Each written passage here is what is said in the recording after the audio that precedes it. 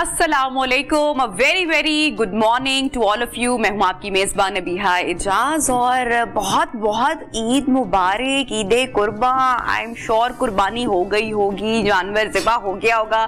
बड़ी रिस्पॉन्सिबिलिटी होती है जनाब। सबसे पहले तो मर्दों के लिए कि जानवर ज़िबा करवाना एक टास्क होता है और उसके बाद जो किचन में ख़वातीन बिजी हो जाती हैं और शाम तक सारा सिलसिला होता है कुर्बानी के हिस्से तकसीम भेजना। सो ब्यूटीफुल, बहुत ही खूबसूरत है, सुन्नत इब्राहिमी है और अल्लाह ताला हमें इसका इंसाफ करने की पूरी तौफीक भी अता फरमाए, क्योंकि इसके 3 हिस्से बहुत ज़रूरी है कि हम इसकी जो एक्चुअली रूह है उसको अंडरस्टैंड कर पाएं कि जो ईद कुर्बा है, सुन्नत इब्राहिमी, इसका कॉन्सेप्ट जो कुर्बानी का जज्बा है ये क्यों ज़रूरी है। और हमें अपने आसपास के लोगों को ऑब्वियसली प्रोग्राम के आगाज़ में मैं ज़रूर कहूँगी कि हमें याद रखना चाहिए, फ्रिज फ्रीज़र हमें अपने नहीं भरने हैं और जो बेचारे महरूम लोग हैं कोशिश करें कि उनको आप याद रखें। दिन त्यौहार है, मुल्की हालात वैसे हमारे बहुत डिफिकल्ट हैं, बहुत चैलेंजिंग है। सो जनाब, ईद का दिन है, कोई खुशियाँ हम आपके साथ शेयर ना करें, अच्छी अच्छी बातें ना करें, ऐसा हो नहीं सकता। तो आज का पूरा शो बहुत ही हैपनिंग होगा,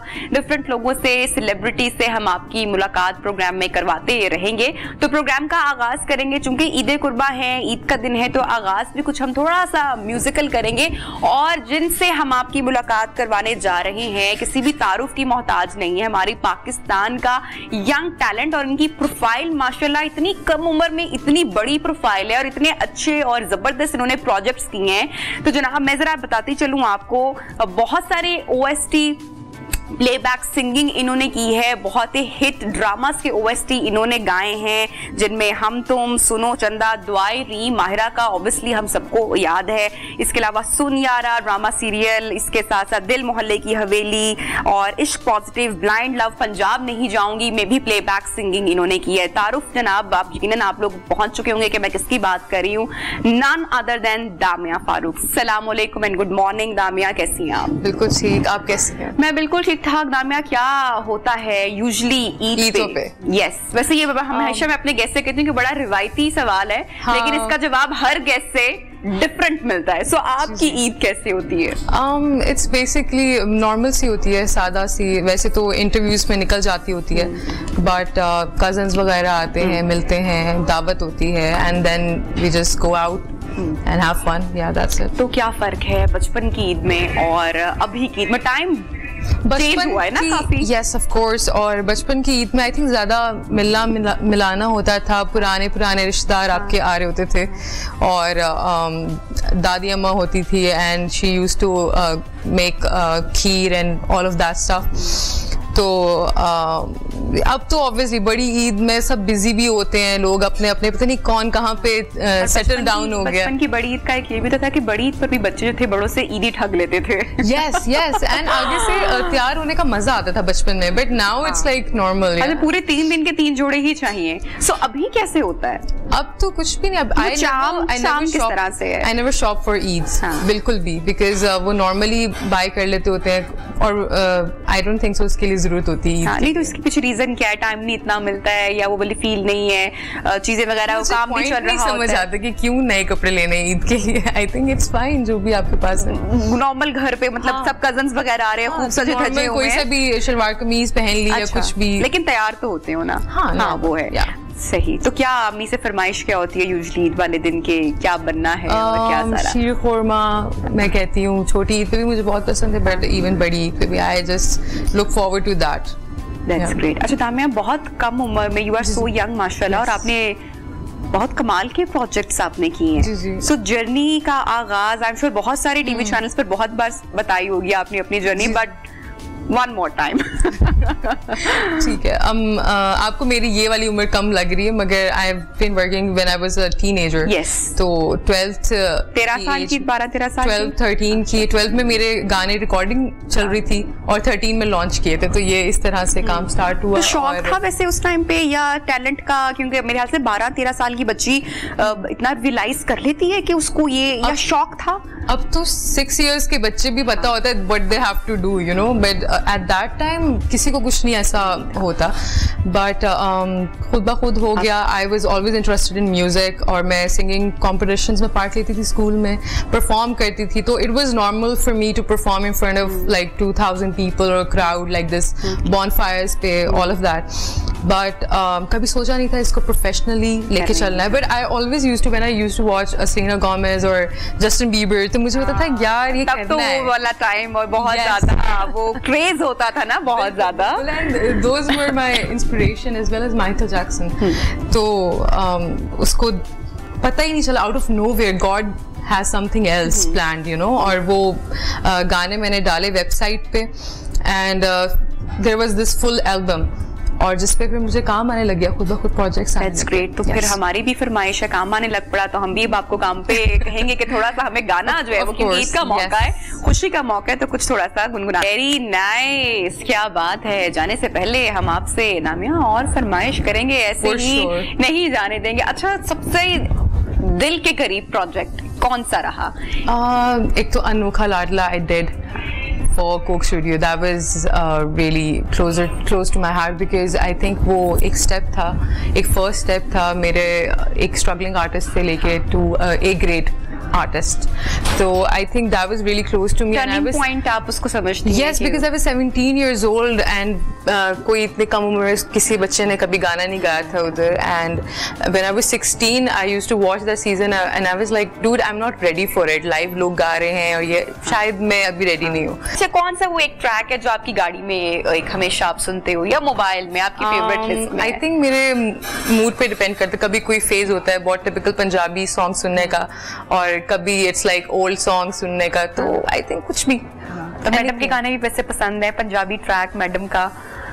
यस ऑफ कोर्स, मतलब बहुत गाने पसंद है. नुसरत फतेह अली खान के गाने आप सोचें, एक एक गाना it's like a hit. I mean, oh yes, वो आपके मूड को कहां से कहां ले जाता है. सो ये तो बात है. अच्छा दामिया, ब्रेक की जानिब हमने पढ़ना है, और जाने से पहले फरमाइश आ रही है आपके लिए, सुनियारा. जिंदगी जिंदा दिली का नाम है, मुर्दा दिल क्या खाक जिया करते हैं. आइए जरा आपको एक वीडियो दिखाती हूँ और आपको दिखाती हूँ जिंदगी एंजॉय करना किसे कहते हैं. उसके बाद मेहमान से तारुफ कराऊंगी. तो जनाब, आज के हमारे मेहमान हैं, वीडियो आपने देख ली है, दी वन एंड ओनली जनाब मौलवी उस्मान साहब. अस्सलाम वालेकुम, कैसे हैं आप? ईद मुबारक. कहाँ खोए हुए हैं? ईद की खुशियां हैं, खुशियां सेलिब्रेट करनी है, और खुशबाश रहते हैं. आपकी वीडियोस एंटरटेन करते हैं लोगों को आप. जी अल्हम्दुलिल्लाह, मैं अभी भी खुश हूँ. खुश हैं? मुझे लगा आप खोए हुए हैं. नहीं, खोया हुआ नहीं हूँ. हाँ. अल्हम्दुलिल्लाह मैं खुश हूँ. माशाल्लाह माशाल्लाह, ये खुशियाँ आपकी ऐसे ही बरकरार रहें.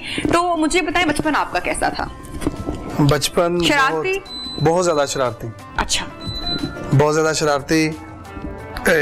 और मेरे वालिद साहब जो है ना, वो कहते थे कि यार ये बच्चा ना जरूर कुछ ना कुछ बनेगा. अच्छा.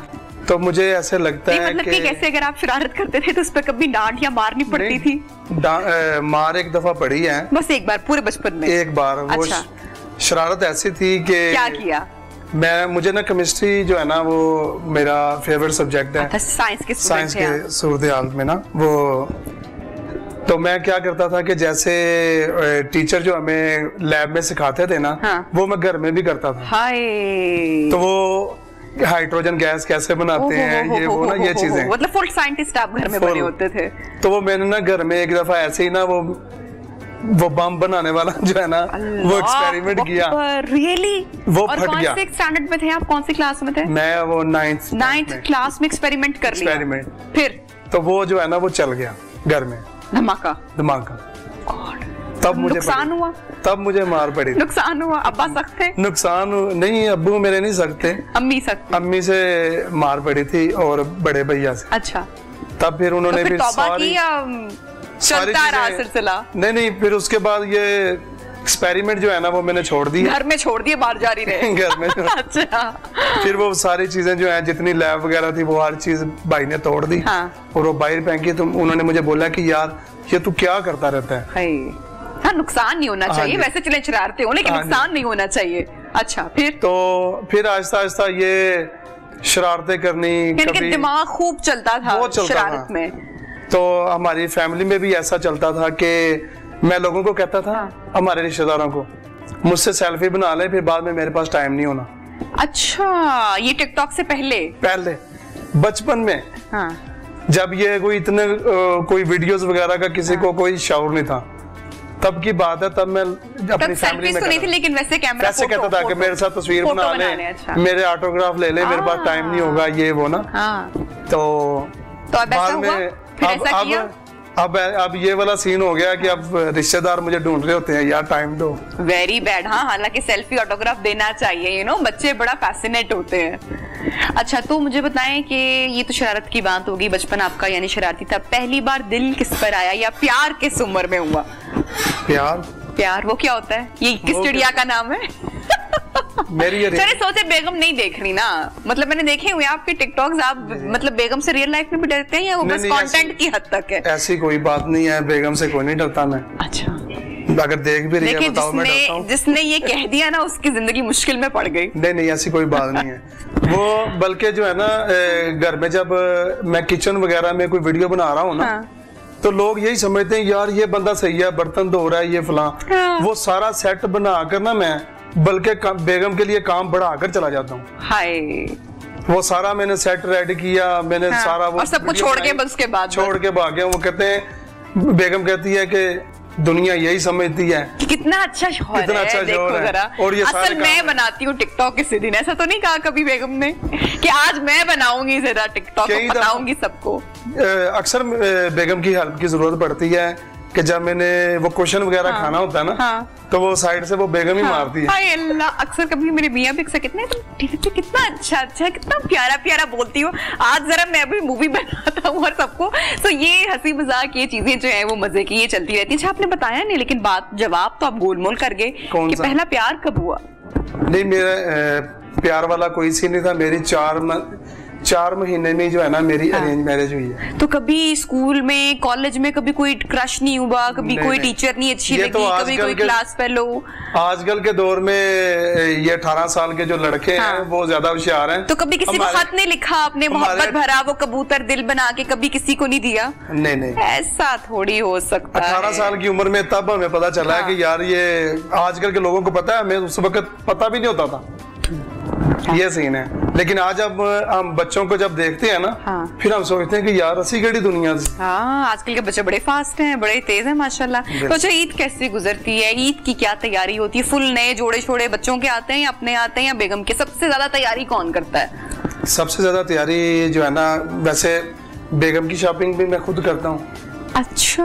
और बच्चों की भी मैं खुद करता हूँ। क्या बात है। और जो शॉपिंग जो मैं खुद करता हूँ ना, वो कभी भी आज तक कभी ऐसा नहीं हुआ कि बेगम को या बच्चों के कपड़े ना पसंद आए हो या उसको खुद का जो लिबास मैं खरीद के लाता हूँ वो उसको पसंद है। थैंक यू सो मच, आपने टाइम निकाला हमारे प्रोग्राम के लिए। जैसा आप काम कर रहे हैं और लोगों को हंसा रहे हैं और जिससे आप लोगों को एंटरटेन कर रहे हैं, मेरे ख्याल से ये बहुत अच्छा काम है। आज के दौर में किसी के चेहरे पर मुस्कुराहट लेकर आना और मतलब कि हकीकी मानों में किसी को एंटरटेन करना, और बड़े कम लोग हैं जो लोगों को एंटरटेन कर रहे हैं, लोगों को हंसा रहे हैं और अच्छा कंटेंट भी क्रिएट करें। So thank you so much for joining us neo Pakistan, और खास तौर पर आज के खास दिन पर। प्रोग्राम में वक्त हुए ब्रेक का, और ब्रेक के बाद आपको दोबारा ज्वाइन करते हैं। ईद मुबारक वंस अगेन। तो मेरी जितनी भी बहुत ही प्यारी अम्माएं ये सेगमेंट देख रही हैं या मेरा प्रोग्राम देख रही हैं, और सारी माओं को तो पहले बहुत बहुत सलाम और बहुत बहुत दिल से प्यार। लेकिन क्या करें, हमारी प्यारी जो अम्मियां हैं उनको एक बड़ी प्यारी आदत और मजे की होती है। बच्चे जो हैं आजकल के जो जनरेशन है वो उनसे अच्छा इस बात पे इख्तलाफ भी करती है। पुराने बुजुर्गों की, बड़ों की ना बड़ी मजे की चीज, उनको चीजें संभालने का बड़ा शौक होता है। कोई भी चीज अक्सर खराब होती है तो उनको लगता है कि नहीं, ये कहीं ना कहीं जाके जिंदगी में काम जरूर आ जाएगी। और ऐसा होता भी है कि घर में कभी कोई चीज आपको नहीं मिलेगी या आपको बाजार से नहीं खरीदनी पड़ेगी, तो वो अम्मी किसी स्टोर को खोलेंगी और वहां से वो आपको चीज मिल जाएगी। तो ये अच्छी बात है। लेकिन एक बात जिससे मैं इख्तलाफ रखती हूँ और वो ये है कि भाई बाकी चीजें तो संभालना अच्छी बात है, ठीक है, लेकिन जो गोश्त है उसको प्लीज अम्मी जान फ्रिज में मत संभाल के रखे, खासकर 3-6 महीने के लिए बहुत लंबा दौरानिया हो जाता है। और आप अक्सर देखते होंगे कि ईद के कुछ ही दिनों के बाद लोगों को स्टमक की तकलीफ, दूसरे मसले मसाइल और बहुत सारी बीमारियां ईद के बाद, कोलेस्ट्रॉल हाई, बड़े मसले मसाइल हो जाते हैं। तो ईद कुर्बान जो जज्बा है, जो रूह है, उसको अगर हम समझने की कोशिश करें तो मेरे ख्याल से हमारी कुर्बानी भी तभी कबूल होगी, वरना फायदा भी कोई नहीं है। तो आज जरा हम गोश्त को कब तक फ्रिज में रखना चाहिए, कितनी देर तक, और ये सारी बातें जो आपके भी जहन में आती होंगी और मेरे भी जो सवाल है वो हमारे आज एक्सपर्ट हैं उनसे हम जानेंगे। और किसी तारुफ के मोहताज नहीं जनाब, हम हमारे साथ आज जनाब मौजूद है नामवर मशहूर एंकर पर्सन भी हैं, तज्जियाकार भी हैं, फूड एक्सपर्ट भी हैं, कोई और नहीं जनाब मोहसिन भट्टी साहब। अस्सलाम वालेकुम, कैसे हैं मोहसिन साहब? ईद मुबारक। खैर मुबारक, कैसे हैं आप? ये क्या वजह है कि ईद के गोश्त से अक्सर स्मेल आती है बहुत ज्यादा? मैं चाहूंगी कि आगाज हम इसी से करें, क्योंकि जहां पर बहुत सारे लोग ईद कुर्बान का गोश्त रख लेते हैं, वहां पे बहुत सारे लोग ऐसे भी होते हैं जो खा भी नहीं पाते हैं। तो ये क्या वजह है? उसकी वजह नबिया ये होती है कि जब भी बकरा ज़बह किया जाता है जी, तो हमारा कसाब क्या करता है, उसे जल्दी बहुत ज्यादा होती है। और मोस्टली अनाड़ी कसाब होते हैं, मौसमी कसाब होते हैं, और उनमें से कई तो ऐसे होते हैं कि जो मुसलमान भी नहीं होते हैं और उनको तकबीर भी नहीं पढ़नी आती, उनको ये भी नहीं पता कि इसका रुख ज़बह करते हुए किबला रुख करना है, उनको इतना भी नहीं पता, और उनको इसके जो SOPs हैं स्लॉटरिंग के वो सही तरह आते नहीं है।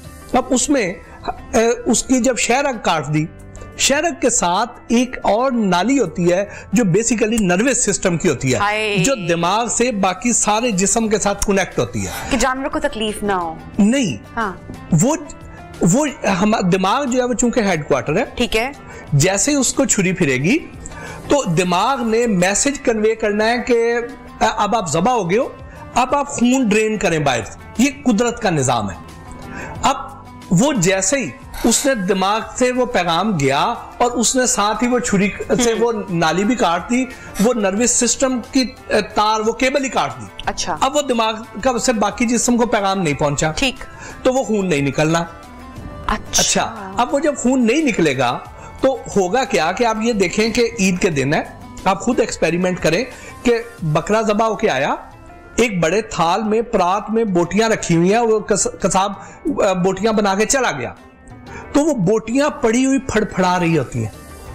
आप कभी गौर करें, यूजुअली खवातीन की तो इतनी हिम्मत नहीं होती ना, क्योंकि जरा वो, लेकिन आई एम श्योर कि जितने भी मर्द हजरात हैं वो कुर्बानियां ज़िबा होते देखते हैं। जो हमारा प्रोग्राम देख रहे हैं या अपने जो मर्द हैं उनको ये पैगाम दें कि वो उसको ताकीद करें कि वो शहरग को काटे, दूसरे वाली नाली को ना काटे। हम कितनी सारी वीडियो, सोशल मीडिया का दौर है आजकल, तो समटाइम आपका वो जो क्या कहते हैं छुरी या जो औजार है वो भी नहीं तेज कटा होता। हाँ। और ये वाले भी हम अब मतलब के जानवर को भी तकलीफ दे देकर भी ज़िबा करते हैं। और फिर जो आपने ये नाली वाली बात बोली, ये भी कितनी मतलब कि मैंने आज से पहले आई डिडंट नो दैट। अब वो ये है कि खून प्रॉपर्ली ड्रेन आउट नहीं हुआ होता, खून बॉडी के अंदर है, उसकी वजह से स्मेल है जो हम उसमें से हम वो गोश्त खा नहीं सकते हैं।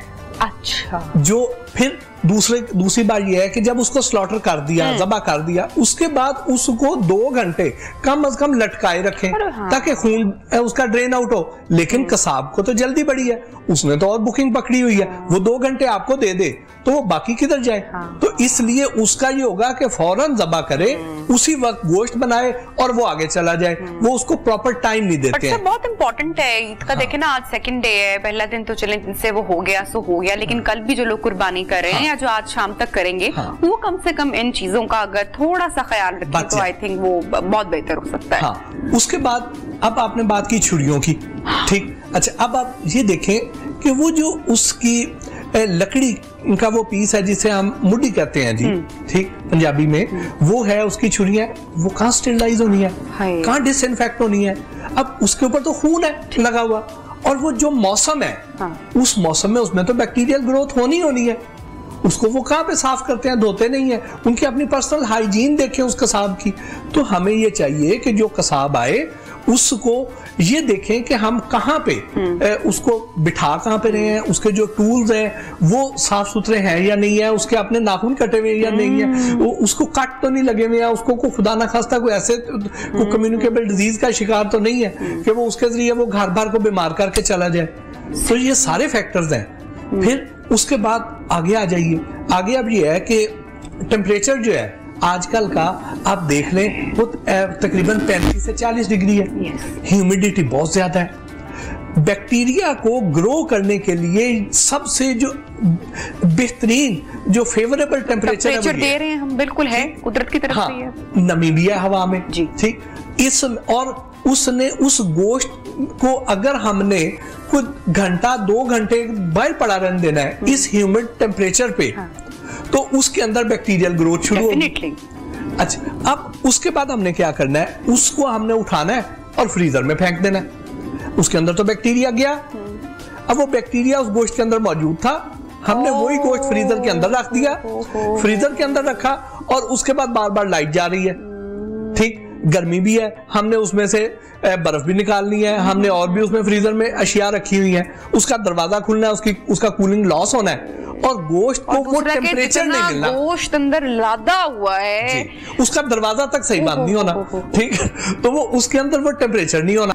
अगर गोश्त नरम पड़ गया, लंबी लोड शेडिंग हो गई है, दरवाजा खुला रह गया, फ्रिज खराब हो गई थी, ठीक है, उसके अंदर आपने कोई गरम गरम शय रख दी थी अंदर, उसने सारा कूलिंग को सारा अपने अंदर एब्जॉर्ब कर लिया, ठीक है। तो बड़ी साहब ऐसी प्रैक्टिस तो हम ईद के अलावा पे जो रूटीन में कर रहे होते हैं कि गोश्त के पैकेट को हम पिघलाकर अपनी थोड़ा सा, मतलब कि अगर 3 किलो का है, 2 किलो का है समटाइम, तो हमने पूरा पैकेट खोला और 1 किलो निकाल दिया, 1 किलो वापस चला गया, ये भी खराब है प्रैक्टिस, बहुत खराब प्रैक्टिस है। क्या होगा इससे? उसका ये होगा कि हमने उसको डिफ्रॉस्ट किया, उसके अंदर बैक्टीरियल ग्रोथ शुरू हो गई, जो तो हमने पका लिया, उसने तो उस टेम्परेचर पे जाके जब 100 डिग्री पे पकना है तो उस पे तो सारा बैक्टीरिया मर गया, लेकिन जो बाहर पड़ा रहा है, जो हमने उसको 2-3 घंटे के लिए नरम होने के लिए रखा है, उसमें बैक्टीरिया आ गया और वो बैक्टीरिया समेत उठा के हमने फिर दोबारा उसे रख दिया। बड़ी पसंदीदा हमारा घर का एक पकवान है, दम कबाब बनते हैं जब घर में रूटीन में, तो मैंने बड़ी कॉमन प्रैक्टिस देखी है कि पहले गोश्त वो होता है, मतलब कि कीमा या जो भी है, और उसके बाद उसको नेक्स्ट डे खोला जाता है, फिर उसके कबाब बनाए जाते हैं और फिर वो वापस को फ्रीज किया जाता है। हाँ। और बहुत बार ऐसा हुआ है कि वो कबाब खाने के बाद अक्सर लोगों के पेट भी खराब हो जाते हैं, कभी हमने इस बारे में सोचा ही नहीं है। और इसका गुजारिश हमने ये करनी है कि जो हमारी बहनें, जो माएं ये प्रोग्राम देख रही हैं, वो ये करें कि वो ये देखें कि हमारा घर पे नॉर्मली कितना गोश्त बनता है, उस साइज के पोर्शन बनाएं, जिपर बैग लें, उसके अंदर रखें और उसके बाद उसको जिपर से टाइट करें। आम शॉपिंग बैग में गिरा लगा के ना रखें। यूजुअली जो हम बांध के रख लेते हैं वो गलत होता है ना, क्योंकि उसमें जिपर में ये होगा कि क्वालिटी फर्क होती है या वो टाइट हो जाते हैं, क्या वो बिल्कुल टाइट हो जाएगा, वो एयर टाइट हो जाता है, उसके अंदर से कोई ड्रॉप बाहर नहीं निकलेगा। फिर उसके बाद जब उसको फ्रीजर में रखना है तो हमेशा फ्रीजर के नीचे वाले खाने में रखें, ताकि कभी गोश्त को ऊपर वाले खाने में ना रखें। ठीक, अगर गलती से ऊपर वाले खाने में रख दिया है तो नीचे आपने बर्फ के प्याले रखे हुए हैं, नीचे आपने आइसक्रीम रखी हुई है, नीचे आपने कोई चीज रखी हुई है, कोई और डेयरी प्रोडक्ट है। अच्छा, अब टेम्परेचर फ्रिज का बढ़ेगा, अंदर कूलिंग कम होगी, उसमें से खून मौजूद है, उसके ड्रॉप गिरेंगे, वो गिर के आइसक्रीम में आएंगे, वो बर्फ में आएंगे और उसके अंदर तो अरबों की तादाद में एक कतरे में बैक्टीरिया और वो जाके वो सारों को बीमार करेंगे। तो इसलिए जिपर में लें ताकि उसके अंदर वो रहे, और कोशिश करें डबल जिपर कर लें, और फिर उसको हमेशा फ्रीजर के नीचे वाले खाने में रखें और ये भी देखें कि वो नरम नहीं हो रहा। अगर नरम हो रहा है तो उसको फौरी तौर पे इस्तेमाल कर लें, उसको ना रखें। थैंक यू सो मच भट्टी साहब, आपने टाइम निकाला और बड़ी इंपॉर्टेंट बातें हैं ये, गौर करने वाली, तवज्जो तलब बातें जिसके बारे में हम बिल्कुल भी सोचते ही नहीं है, ध्यान ही नहीं हम इस पे करते हैं, और फिर बाद में आप देखें कि हमें कितने मसले मसाइल सेहत के हवाले से भी होते हैं। प्रोग्राम में वक्त हुआ है ब्रेक का, और ब्रेक के बाद दोबारा आपको ज्वाइन करते हैं, साथ रहिए।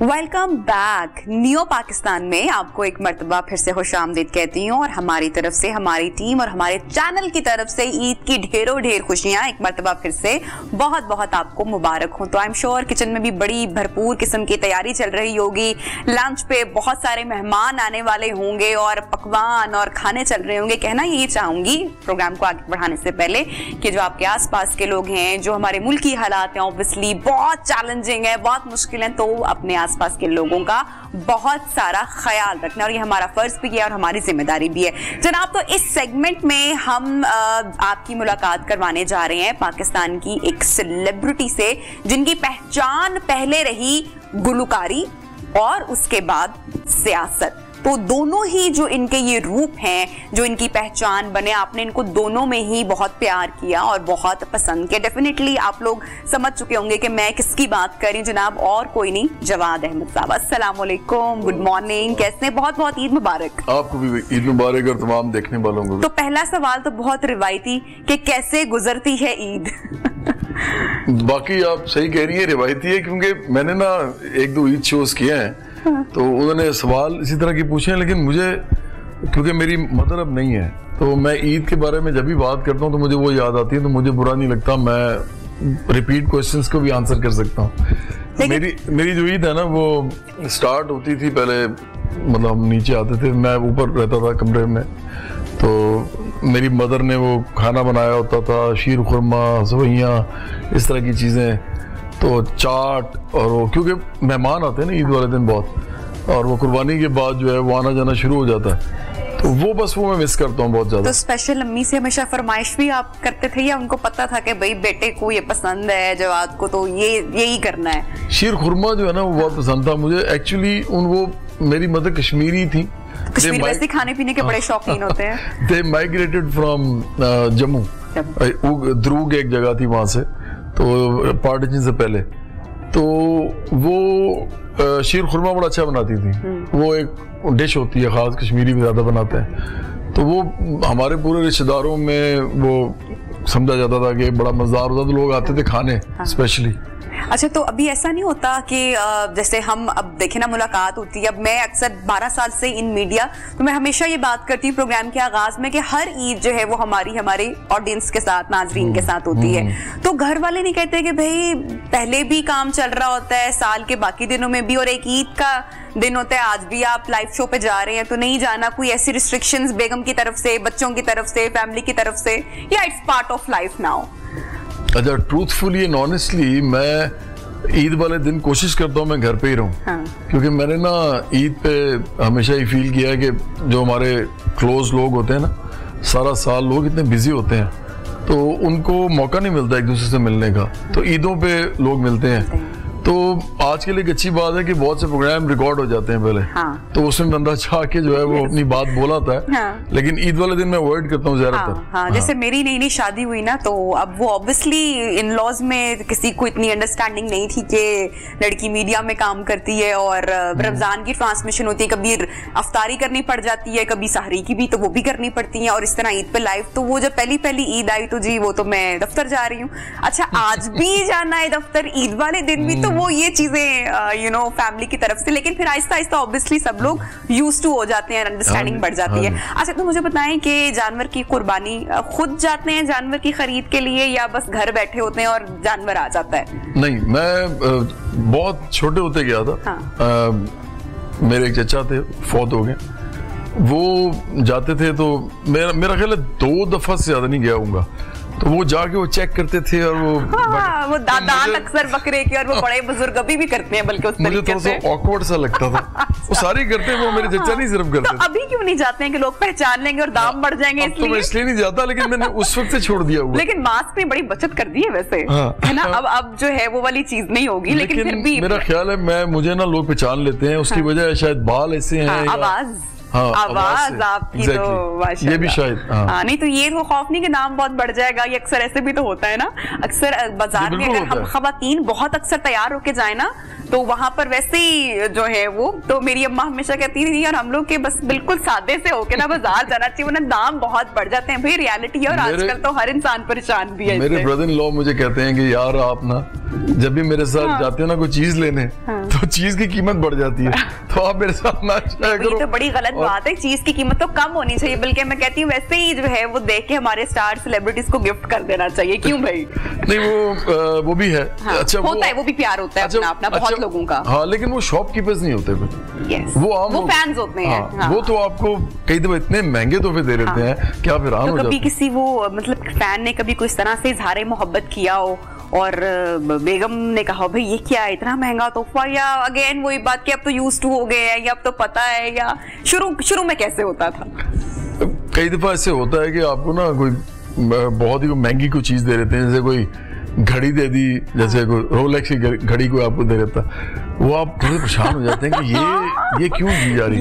लेकिन मैं वो बताऊं, अब तो आई गॉट मैरिड इन 2006, तो मेरा जो असल में 2000 से 2006 तक का जो मेरा टाइम है ना, उसमें my house used to get filled with gifts. कुछ चटपटे सवाल है और फरमाइश आ रही है कि जनाब आपसे पूछे जाएं, तो बताएंगे इनमें से कौन अगर बकरा मंडी में जाए तो बहुत अच्छी बहस करके सस्ते दामों में जानवर खरीद लाएगा। ऑप्शन में आपको दे देती हूँ, तलाल चौधरी, फवाद चौधरी, कमर जमान कायरा। मेरे ख्याल से वही जवाब है जो मैं एग्जैक्टली करेक्ट। अच्छा, क्यों लगा आपको ऐसा? वैसे क्योंकि ना वो फवाद चौधरी में एक बड़ी अजीब बात है, वो झूठ भी जो है ना वो बड़े आराम से बोलते हैं, उनको फर्क नहीं पड़ता कोई। किचन में खाना बन रहा है और पता चला है कि मिर्चें नहीं है, बाजार भी बंद है, ऐसे में किससे मिर्चें मांगेंगे? फिरदौस आशिका मान साहिबा से, उज़मा बुखारी से, या आलिया हमजा से? मिर्चें?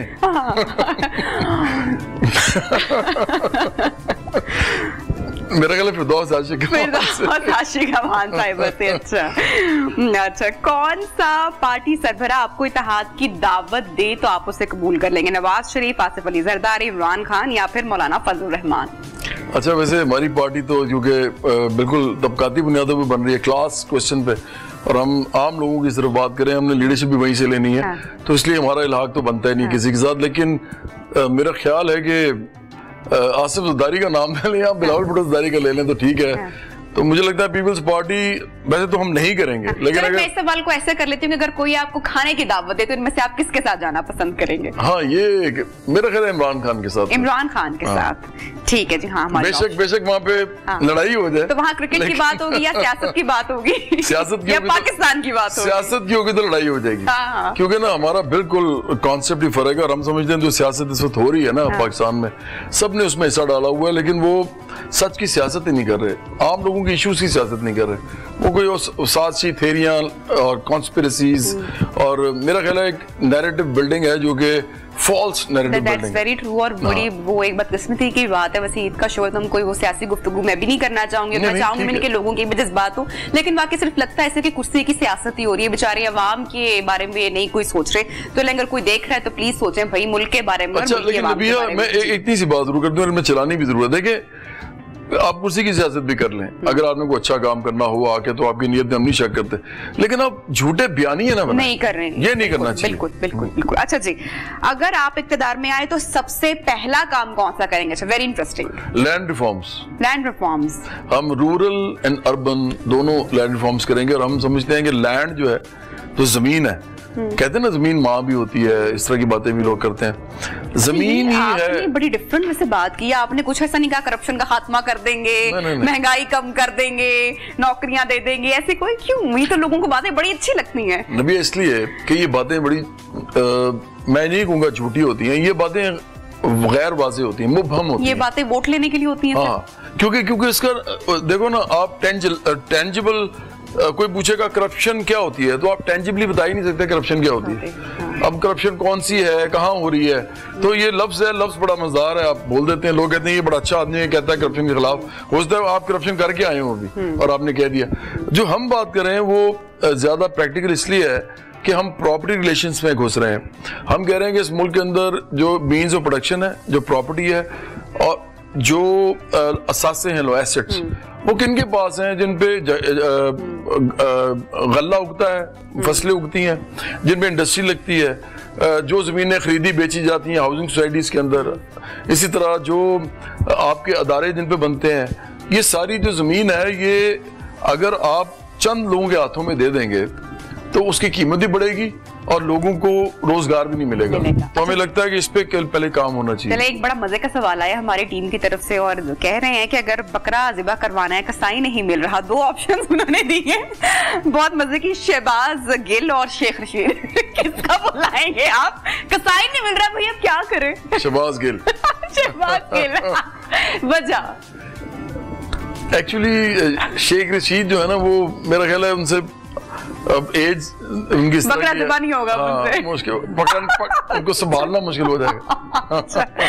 ठीक है। अच्छा, शेख साहब को संभालेंगे या फिर जानवर को संभालेंगे? अच्छा जी, अगर कुर्बानी का गोश्त है, किसको भिजवाना पसंद करेंगे सबसे पहले? मरियम नवाज साहिबा को, इमरान खान को, या फिर बिलावल भुट्टो जरदारी को? मेरा ख्याल है कि बिलावल भुट्टो जरदारी को। बिलावल भुट्टो जरदारी को। Thank you so much Jawad, Eid के दिन पे ज्वाइन किया। ब्रेक पे जा रहे हैं, ब्रेक के बाद वापस आते हैं और प्रोग्राम को बढ़ाएंगे आगे। साथ रहिए।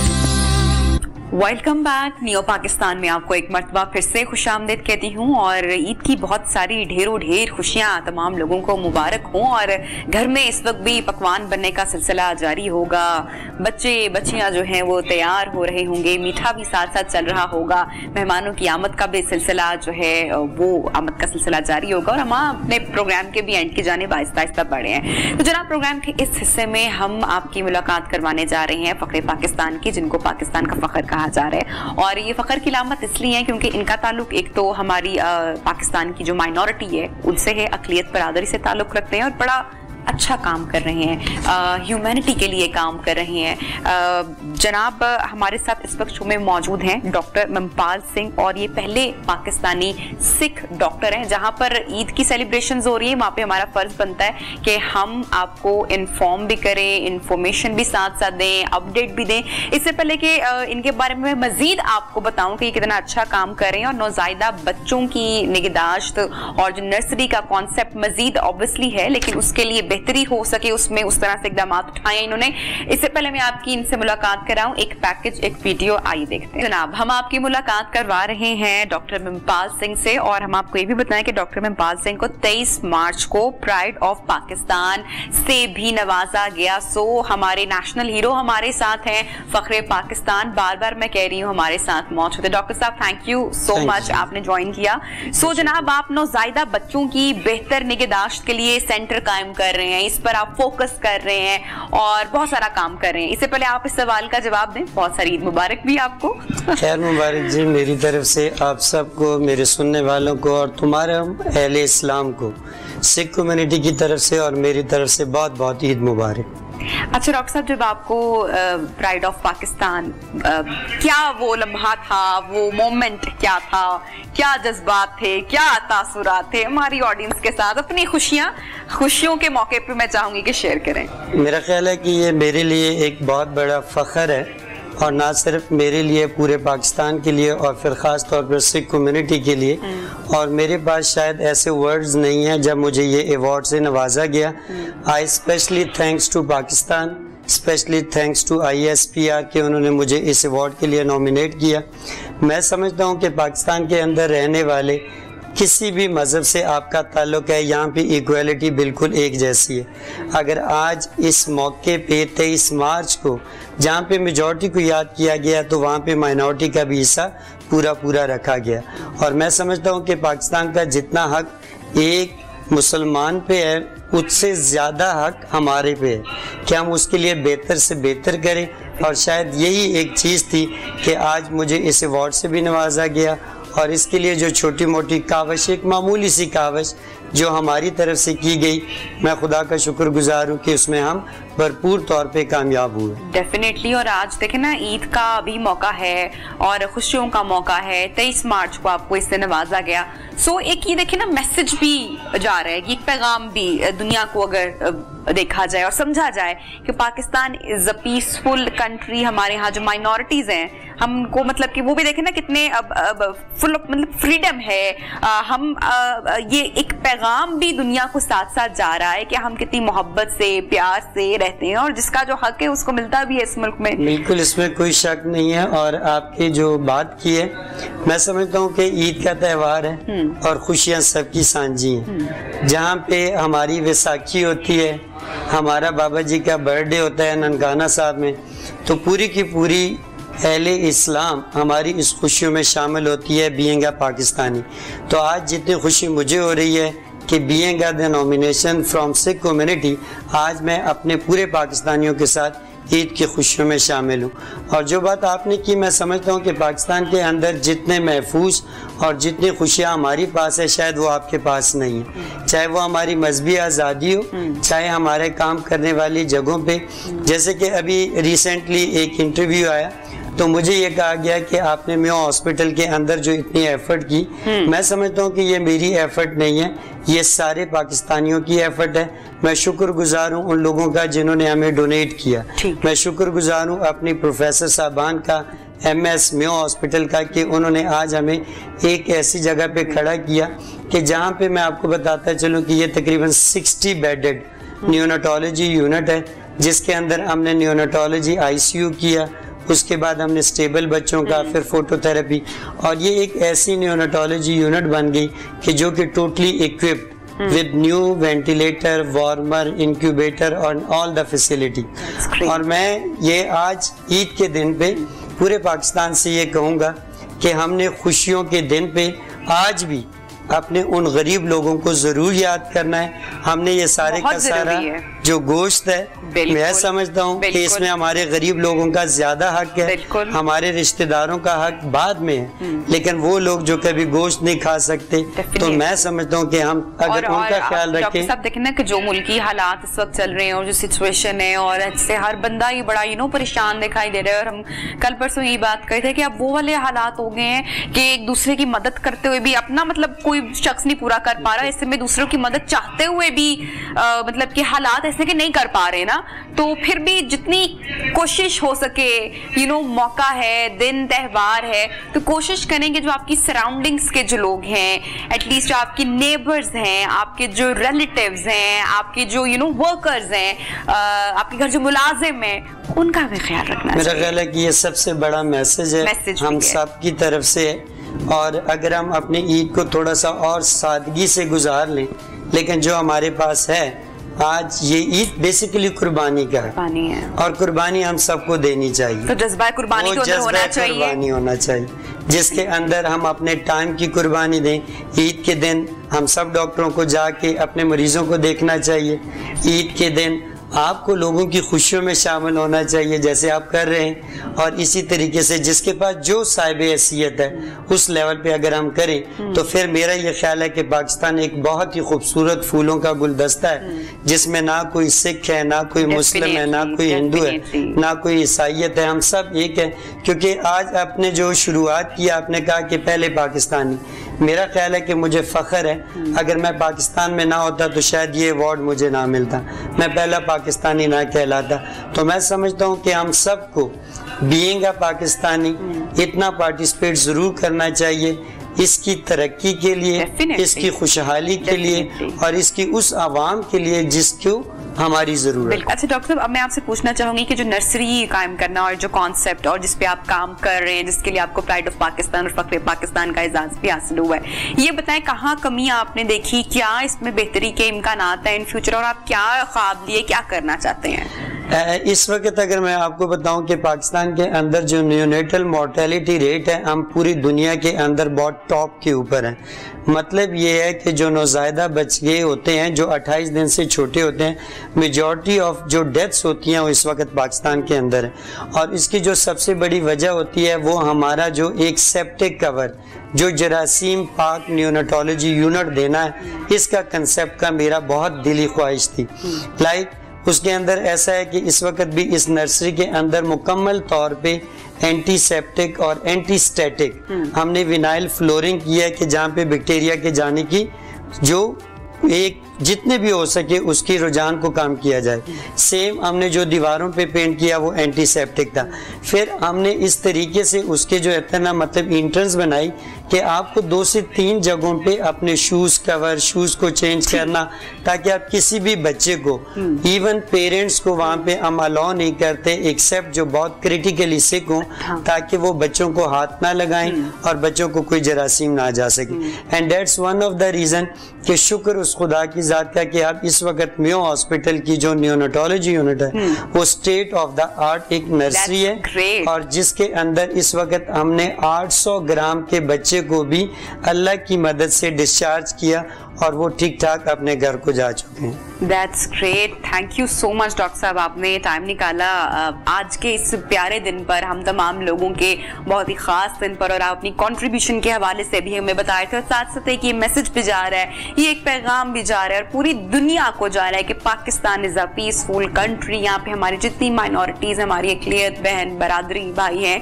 वो कितने पीसफुली यहाँ पे रहते हैं और हमारे मजहबी त्योहारों में वो शिरकत करते हैं प्यार मोहब्बत से, और इसी तरह से हमारा प्यार भी उन्हीं के लिए। तो जनाब ईद की खुशियां आपके साथ हम शेयर कर रहे हैं, छोटे से वक्फे के जाने बढ़ेंगे, आपको ज्वाइन करते हैं।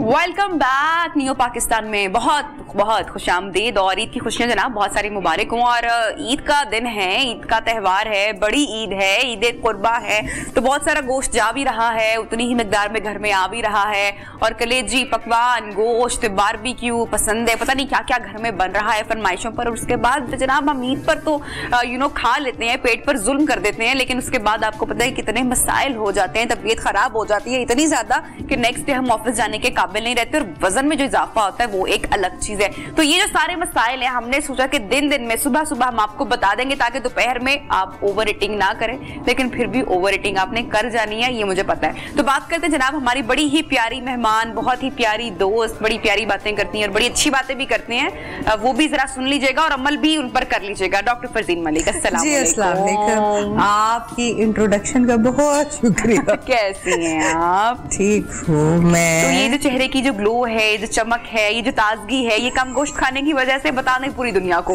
कसम से वैसे कम गोश्त खाने की वजह से। कितना कम? मतलब कि क्या एक बोटी, आधी बोटी? कि चिकन से तो मैं काफी दूर रहती हूँ। अच्छा। और मटन की मैं एक बोटी शायद खाती हूँ कोई हफ्ते में 3 दफा। सीरियसली मुझे शोरबे और सब्जी और इन चीजों से बहुत ज्यादा प्यार है, और मसाले से। आप तो मेरी बहन हुई फिर। चलो मुबारक हो, शुक्र है बहन, तो मुझे मिलेगी ईद के दिन। अब ट्रेंडिंग में चले जाते हैं। वैसे डॉक्टर साहब आपको देख के सही लग रहा है कि आप ईद देखना मना रही हैं, क्या नीले रंग का सेट पहना हुआ है, चमक रही हैं, दमक रही हैं, प्यारी लग रही हैं। बस एक तो मैं ईद मना रही हूँ, ऊपर से मैंने डबल मना ली कि मुझे मेरी बहन मिल गई। हाँ। और तीसरी मैंने ट्रिपल मना ली कि मैं आपके शो पे आ रही हूँ, जो कि मशहूर शो है, और उस पर बंदा क्यों ना एक बढ़ के। Thank you so much. बिल्कुल ऐसे तो ये बात है। अच्छा चलिए अब जरा वो जो देख रहे हैं, हाँ, उनको क्या करना, समझा दें जरा। क्या समझा? जो करते हैं खरीद पर। अच्छा एक तो हमने ये हाथ हौला नहीं रखते हैं जो। एक तो हमने पता है क्या, मैंने इस दफा स्लोगन एक निकाला ईद के ऊपर कि सब कुछ खाएं। अच्छा सब कुछ खाएं? हाँ, क्या मतलब? कलेजी खाएं, चौंपी, मतलब सुबह उठते हैं और सुबह उठते हैं अम्मी कलेजी बन गई, मतलब उससे शुरू होती है। हाँ, दोपहर के खाने से लेकर शुरू हो मतलब चाय के साथ भी बस नहीं चल रहा होता कि गोश्त की बोटी आ जाए। अब सब कुछ तमाम बंद तोड़ दें। क्यों? लेकिन हाँ। सिर्फ एक लेकिन भी है ना सर। अच्छा, उसमें आपने 5 चीजें और लगा लेनी है। क्या? उसी डिशों में जो बन रही है। अच्छा। एक तो आपने दही रख लेना है, उसके अंदर आपने पुदीना डाल लेना है। एक आपने लस्सी का बड़ा सा जग बना लेना है। ठीक हो गया। या स्कंजमीन का बड़ा अच्छा सा जग, उसके अंदर मिंट भी डाल लेंगे। हाँ। या आपने इमली की चटनी ले लेनी है साथ। हाँ। क्या बात है, मैं कहती हूँ। उसके साथ आपने एक सैलेड, आम सा सैलेड का चूमर बेचारा। ठीक है। मैं कौन सा कह रही हूँ, रशियन सैलेड रशिया का बनाया जाए। वैसे अगर क्या ही बात हो कि सब कुछ पहले खा लीजिए, बाद में गोश्त खाने की जगह ही नहीं बचेगी। नहीं मुन्ने, बात ये है गोश्त खाने, ठीक है, गोश्त हमने छोड़ना नहीं है, कलेजी हमने छोड़नी नहीं है, ठीक है। This is the thing, this is our motto.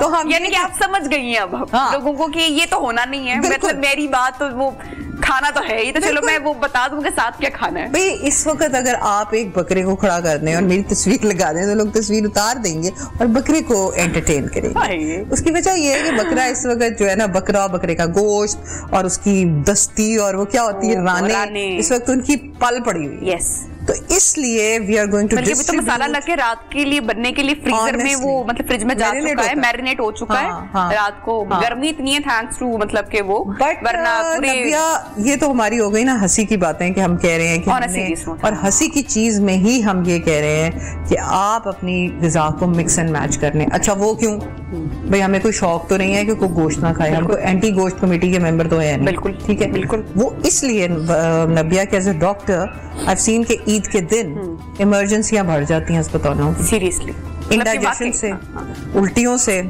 Heat stroke से और ब्लड प्रेशर के हाई होने से। अगले 3-4 दिन किन चीजों से भरेंगे? हाई यूरिक एसिड, जिस्म में शदीद दर्द हो रहा है, किडनी स्टोन्स जो पहले हैं वो ज्यादा हो जाएंगे। ये सिलसिला सिर्फ ईद तक नहीं रहता ना, ये पूरा महीना और 2 महीने ये चलता रहता है सिलसिला। दौरे की शरह बढ़ जाती है, ये तमाम मिर्गी के दौरे की, दिल के दौरे की, मतलब मिर्गी का गोश्त क्या, ये किस तरफ जा रही है बच्ची? फटाफट बेटे वापस आओ, दिल की बात कर रहे हैं। Kidney pain, uric acid pain, और जिन लोगों के गॉल ब्लैडर स्टोन्स हैं उनको ऐसी दर्द होती है गॉल ब्लैडर में जिसकी कोई हद नहीं। अब हम इसलिए ये बात कर रहे हैं कि खाएं, एंजॉय करें, but before you start a meal lassi का एक ग्लास ले लें, साथ में थोड़ा सा दही खा लें, और फिर आप कलेजी खाएं। अगर आपने 70 बोटियां कलेजी की खानी थी तो आप सिर्फ 2-3 खा के पेट आपका भर जाएगा। 70 बोटियां खाते हैं आप लोग? खाने वाले खा भी जाते हैं वैसे।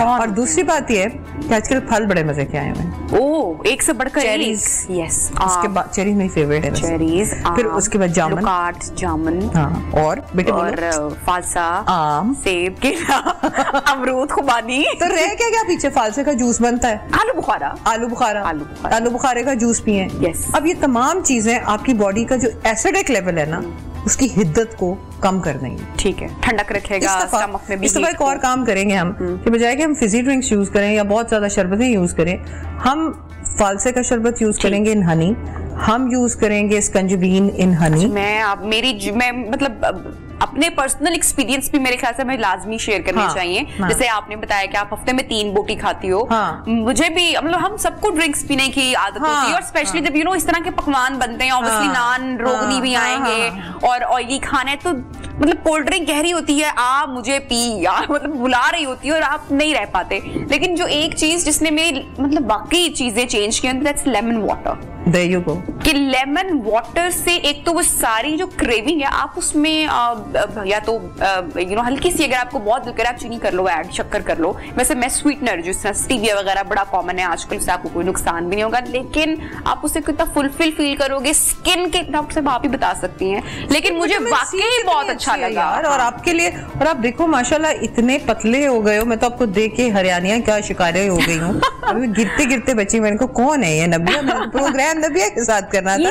ये थोड़ी सी मॉडिफिकेशन आपने अपनी डाइट में लानी होती है। आपने अपनी सिर्फ लाइफस्टाइल चेंजिंग की है, ये नहीं कि आप किसी फाकों का शिकार हुए।